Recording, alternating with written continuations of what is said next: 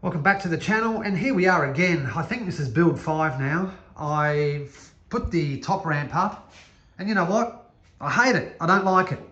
There's something about it that does my head in. I don't know, maybe I'm so ingrained with the old track after, what, 300 to 400 races. This, I thought, was a great idea. I don't know.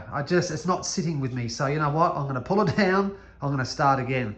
I will run a car down it right now. I'll get the old Holden, this one here. The problem is the start gate is it's right up high. I can't even see the cars take off. And that kind of does my head in. If you need to get up there and fix stuff, you're climbing up ladders. I'm just not into it. So I am going to pull this down. Anyway, let's run the mighty Holden down it and see how she goes. It'll probably work really well. By the way, this is the second time I put a car down, so let's have a look.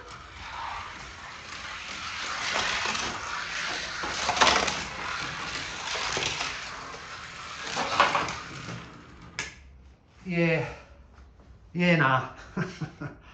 Just not into it. I thought I was onto something, I really did. This is why it takes so bloody long to do these things. So now what I'm going to do is, look, I really want to get it off the floor, but I don't think I can. I don't have the space for the size of the track I want. I can make a shorter track for sure, but I think anything shorter than the last, the first Mount Western Raceway, no, I'm not into it. I should have left the last track alone. That's what I should have done. But no, I wanted to change it up and do all this and do all that. It's still not over, and I'm still not giving up. I'm not going to let this beat me.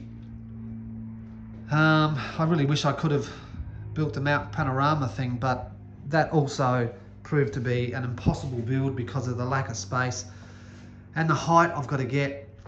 These are really low ceilings here. They're probably only maybe 7 foot. And as I say, I don't really want to have this start gate right up there. And look, you can't even see the car. You'd have to get right up there. If you're trying to track it, it's impossible. Hey, just another thing before I finish up this video. If you are building tracks, I've really found a great way for me to be able to put things together and then pull them down really easily. And what it is, everything gets screwed, as you can see here. Everything gets screwed to wood all the way along. Nothing is fixed, like it's all pretty flimsy. And if you use these brackets, you get them from Bunnings. Bunnings is a hardware store in Australia. I'm sure it's an angle bracket. But if you get your piece of wood like I've got it set up, and I just screw, or I've used this one, I've just screwed that into the side. It's just a big length of wood. And the beauty about this is if you need more height, you can just take that out, lower it down or raise it up. And when you put this in, just put one screw in it, you're able to get the angles. I'll show you. I'll show you with this one.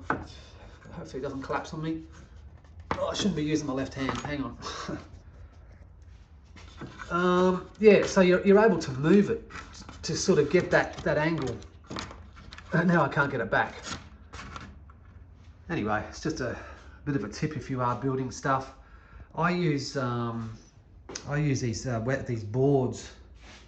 They're boards that you put inside your to line your wall. I just use those. They're pretty cheap. It's only pine. Got a whole stack down here, and I find that they're very cheap. And if you want to join them, I also use these things.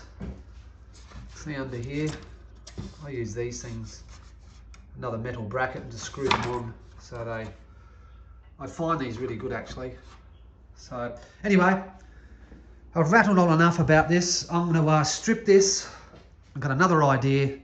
It will evolve going back to the floor, but so be it. And I'll be back with another build. Catch you later.